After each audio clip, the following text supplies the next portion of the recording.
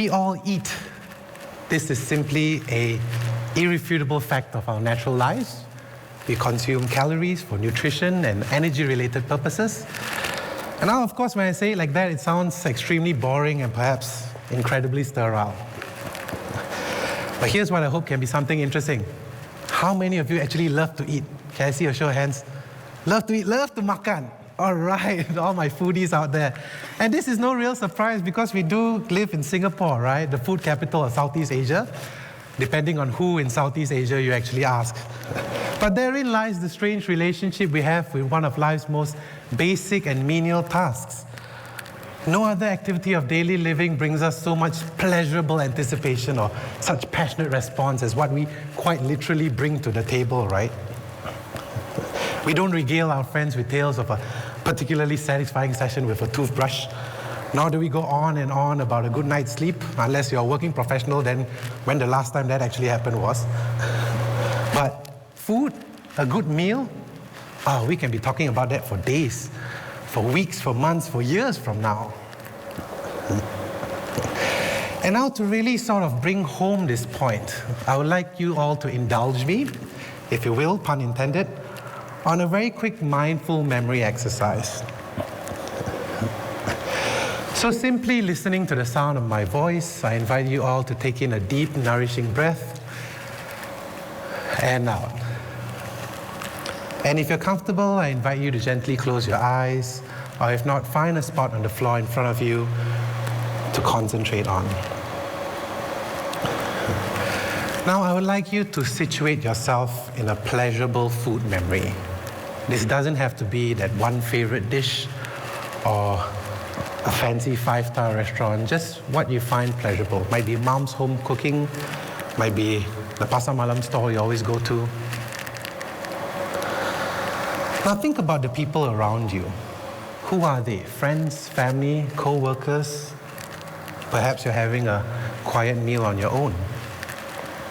What's the atmosphere like? What's the vibe like here? And I invite you to slowly bring your attention to the core of this memory. The plate of food in front of you. What do you see? What colors, shapes, and textures do you notice? What makes this meal so tantalizing that it was the first thing to come to your mind? Now bring up a piece of this meal close to your face and take in a deep breath. What do you smell? And this is important because our olfactory senses are so closely tied to our neurophysiological makeup. I can see some of you starting to salivate already. Now slowly pop this morsel into your mouth and begin to chew. And ask yourself, what are the flavors that you are tasting now? Sweet, sour, salty, umami. What flavors explode on your tongue? And what about this flavor combination is so very special to you? Now, before we end this very quick exercise, I just want you guys to just spend another second over here with this very unique and beautiful food memory of yours. And when you're ready, I invite you to gently open your eyes and join me back here in the auditorium. Satisfying, wasn't it? I'm sure some of you know what you're going to have for dinner already. So what you've just experienced is what researcher Anne Hock Lawson had called so eloquently food voice, or how we think, talk about, and experience food. So food voice is full of fluid and dynamic meaning. It changes and it grows with us, evolves throughout our entirety of our lives. And when I was younger, I used to sort of journal a little bit. I used to write in diaries, prose, poetry, blog posts, and stuff like that. And I have a little example that you see on the screen here, a little bit of spoken word, when I used to dabble in that, about my evolving food voice. So when I was younger, I never understood how my father could stomach beer, how his belly belied the acrid, biting bitterness, which I am now very happy to call hoppiness. Or how those brittle old men with porcelain bones would clink, clink, clink their metal spoons against porcelain cups and gurgle that acidic, rancid, licorice, black-brown, margarine-roasted coffee. Ugh. But now I know what is so very bitter to the soul, so very bitter to the taste can be so very sweet for the soul. That beer at the end of a very tiring work day can be that one very special treat. The morning coffee, oh, that's a sacred ritual known only to ourselves. Our food voices speak to us about our cultures, our traditions, our values and our beliefs. Do we eat halal food? Do we eat kosher food? Are we compassionately vegan? Until maybe we've had a few drinks, then do we reach for a greasy bacon cheeseburger with a side of guilt?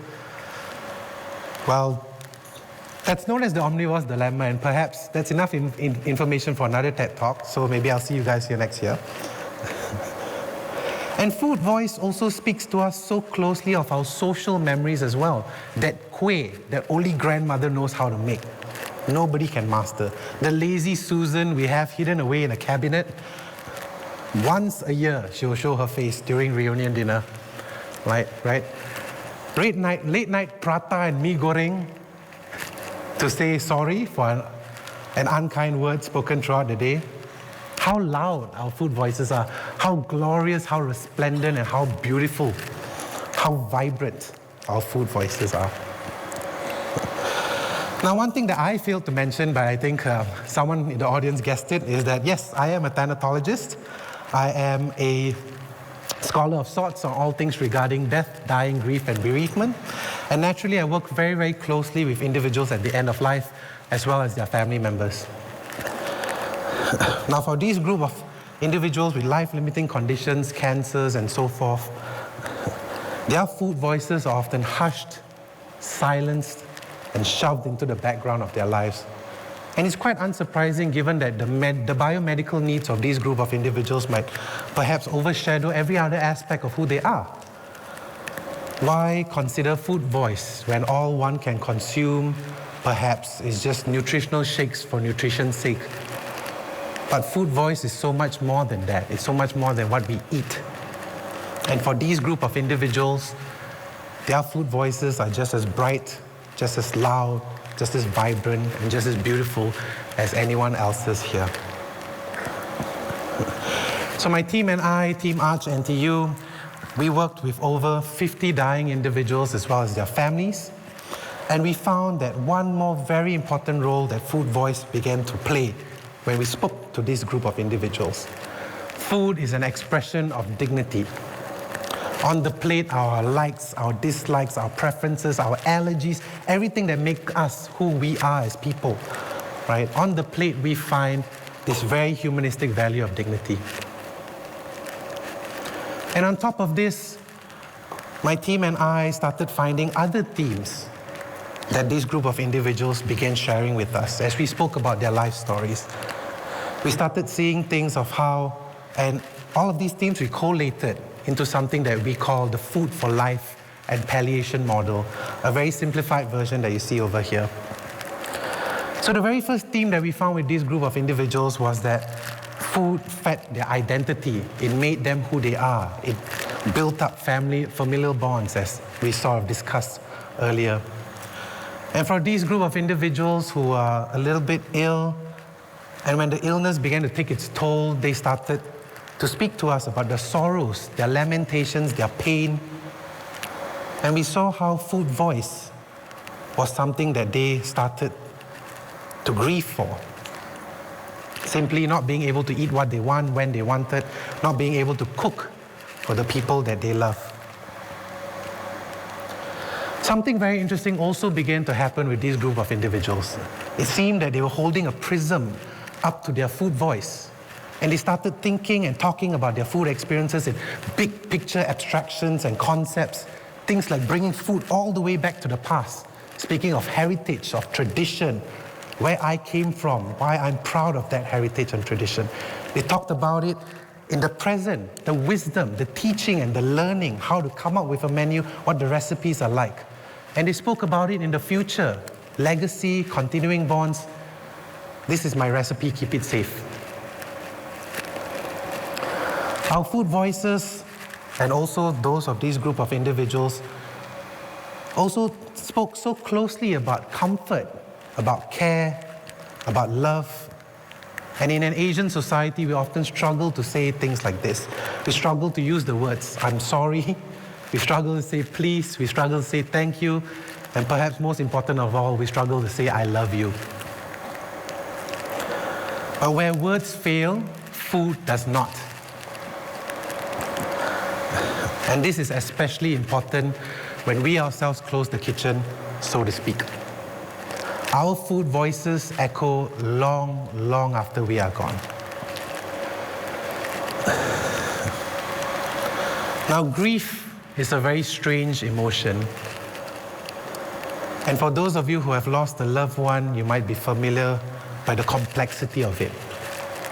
What Antoine Saint-Exupéry wrote in The Little Prince, so mysterious, the land of tears. Researcher Therese Randall had spoken of STUG, S-T-U-G, the sudden temporary upsurge of grief. And these are painful grief emotions that just hit you out of the blue, a bolt from the blue, while you're just doing your mundane things. And we eat 3, sometimes 4, if you're Singaporean, sometimes 5 times a day, right? And meal times, imagine having lost a meal partner or meal provider, how painful meal times can be. I remember working with an older woman who told me, you know what, Paul, I just cannot sit at the dining room table, the kitchen dining room table anymore. After I lost my husband, that place is too painful for me. It is too filled with memories and sadness. Now all she eats are whatever she could fit on a single platter, any store-bought, ready-made food, sit in front of the television to take her mind off the very fact that she was eating. And on the flip side of this, I remember working with a younger individual.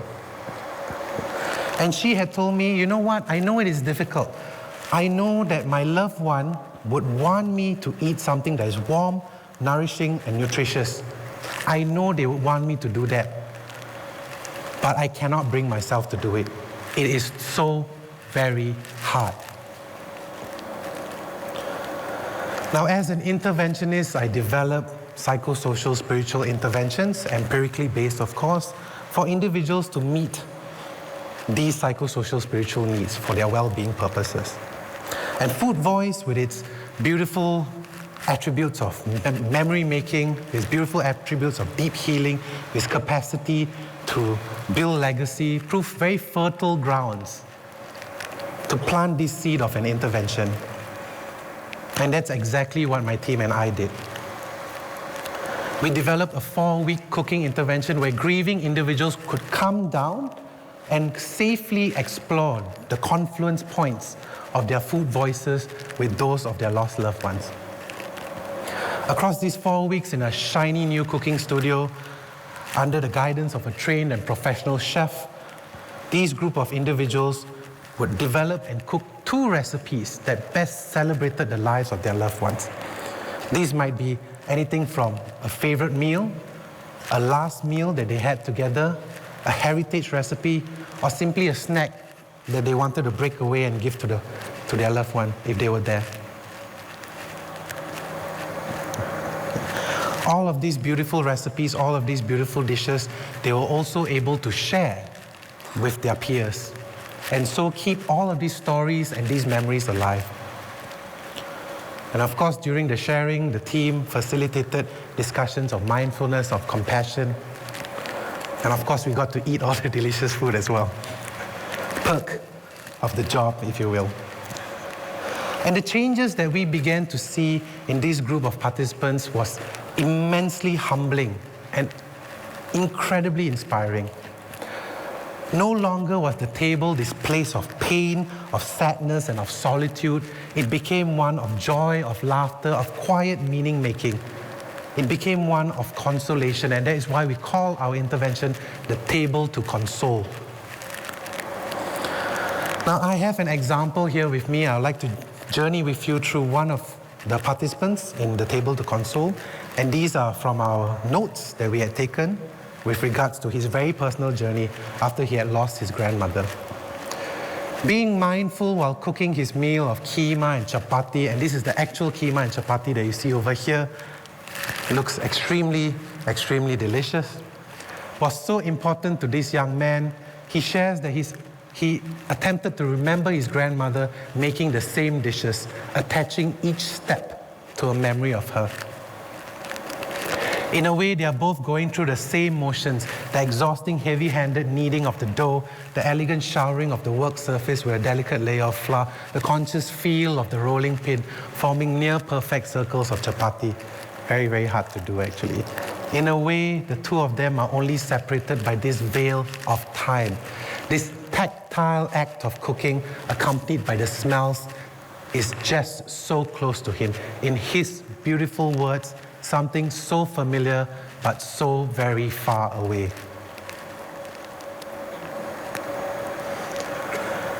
And so today I hope I've really given you a veritable menu of reasons why we need to stop and savor our food experiences as we have them.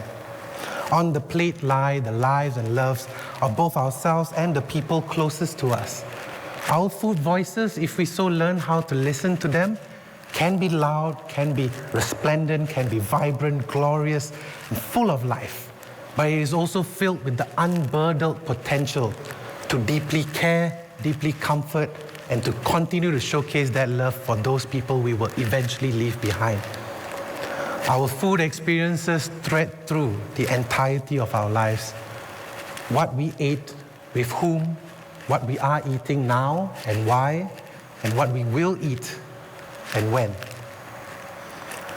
And so I leave you finally with the words of French gastronome Brillat-Savarin, who had penned this down almost 200 years ago in his book, The Physiology of Taste. And I continue to be inspired by his words even today, and I hope you will too. The pleasure of the table belongs to all ages, to all conditions, to all countries, and to all eras. It mingles with all other pleasures and remain at last to console us for their departure. Thank you so much.